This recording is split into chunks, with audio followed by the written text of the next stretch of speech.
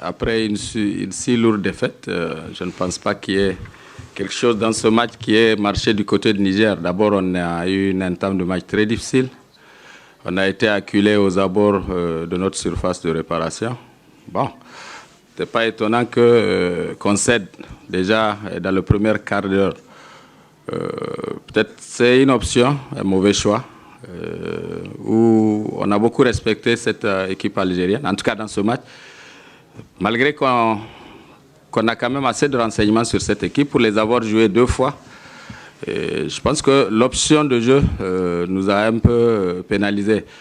En deuxième mi-temps, oui, c'est vrai, ils n'avaient pas à forcer après 4 buts pour aller chercher quoi que ce soit. Mais quand même, on a su les garder assez loin de nos buts. On prend quand même sur cette deuxième mi-temps un but par manque d'agressivité. Et comme sur les autres d'abord, sur 2 balles arrêtées. Et bon, il faut dire que bon, peut-être qu'on a manqué assez de fraîcheur dans ce match pour aller chercher cette équipe algérienne. Si on avait entamé le match comme on l'a fini, avec assez de présence physique, assez d'impact dans le jeu, peut-être qu'on allait un peu les gêner. Je leur dis, ils ont mérité fortement leur victoire. Je dis félicitations et je leur dis bonne continuation pour la suite, pour la finale.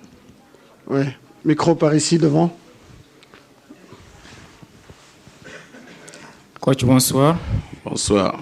En 30 minutes, vous avez pris 4 buts.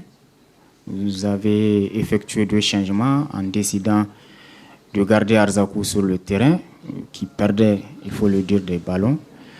Pourquoi ce choix? Et l'autre fois, après la qualification, vous vous êtes présenté avec tout le staff. Est-ce déjà une satisfaction, bien avant de jouer cette demi-finale, en présentant déjà le groupe alors que la compétition n'est pas terminée? Je commencerai d'abord par te renvoyer la question en tant que Nigérien. Est-ce que toi, tu n'es pas satisfait de ton équipe? Moi, si. Si déjà on est à ce stade, je ne peux pas me contenter de ça. Mais j'aurais bien aimé être en finale. Avec mes moyens.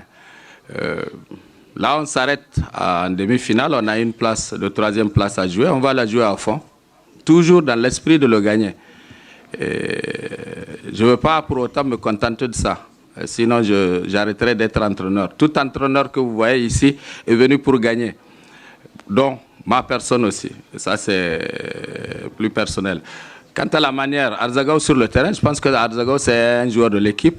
S'il a les qualités pour être sur le terrain, je pense qu'il a fini le match, quoi que tu dises. On ne peut pas jouer un match sans perdre de ballon. Et je ne pense pas que ce soit le seul joueur qui ait perdu de ballon sur ce match. Même dans l'équipe qui a été capable de marquer 5 buts, il y a des joueurs qui nous ont cédé quelques ballons. Est-ce qu'il faut les nommer? Je pense que ce n'est pas le moment ni le lieu. Maintenant, il faut faire le bilan de cette campagne. Elle n'est pas encore finie, on va la faire. Et on va travailler là-dessus pour construire notre avenir, parce qu'on croit qu'on a de l'avenir. En tout cas, moi, je crois fermement. Et on va pousser les collègues à y croire et à travailler. Je pense que c'est au bout du travail qu'on pourra véritablement être présent. Et là où vous voudrez, dans les compétitions. Et on est là pour ça. Très bien. Ici devant. Yes. بسم الله الرحمن الرحيم صلى الله وسلم على النبي الكريم محمد حمامة الوكالة الموريتانية للأنباء الرياضية. سيد المدرب، قدمتم نتائج جيدة مع المنتخب المحلي النيجري، تمكنتم في مرة ماضية من الوصول إلى الربع النهائي وهذه المرة من الوصول إلى نصف النهائي. أود هنا أن أسأل إلى ماذا يعود هذه النتائج؟ هل هو إلى الدعم الذي تلقونه من الحكومة وإلى تطور الدوري المحلي؟ ما السر في تحقيقكم لهذه النتائج الإيجابية بالنسبة للمنتخب المحلي النيجري؟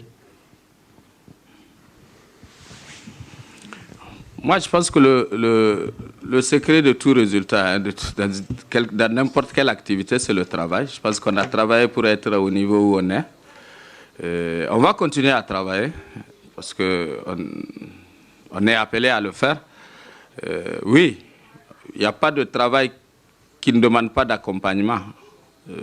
sans dire que c'est une obligation, mais je pense que c'est un devoir pour notre État, pour toutes les personnes et pour toutes, en tout cas ceux qui sont concernés par notre activité, de nous accompagner du mieux qu'il peut, en créant le cadre idéal pour la pratique du football. Je pense que c'est en cela que l'État nous accompagne, et comme les autres pays. Nous leur disons merci et nous allons continuer toujours à demander d'être appuyés, d'être accompagnés dans les activités futures et les activités à venir. Oui, c'est ça qui permet véritablement d'asseoir, de s'inscrire de façon, comment je vais dire, globale dans les équipes, parmi les équipes qui gagnent. On a été accompagnés pendant notre préparation, pendant cette compétition. Nous leur disons merci et félicitations, qui doivent continuer à appuyer ces jeunes, à s'adonner à une activité qu'ils aiment bien, qui est le football.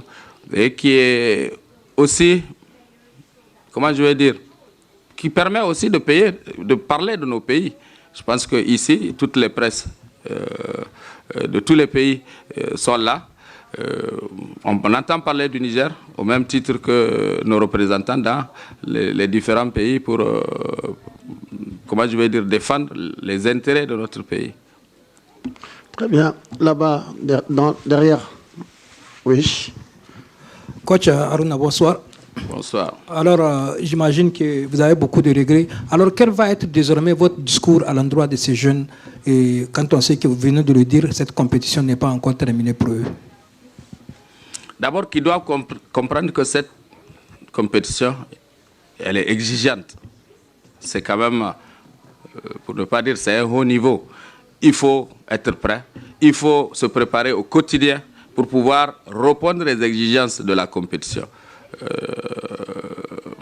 Certainement qu'ils tireront individuellement chacun leur leçon.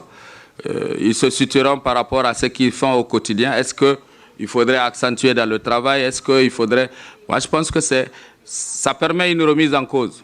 Pour eux d'abord en tant qu'acteurs et pour nous aussi en tant que, comment dire, encadreurs. Pour améliorer le cadre de notre travail, pour perfectionner un peu ce qu'on fait, pour professionnaliser véritablement nos activités. Je pense que c'est cela qui est au bout du progrès. Si toutes ces conditions sont réunies et toutes ces conditions sont comprises par les différents acteurs, je pense que le football va, dans nos continents aussi, dans notre continent africain et dans nos pays, va considérablement progresser. Oui,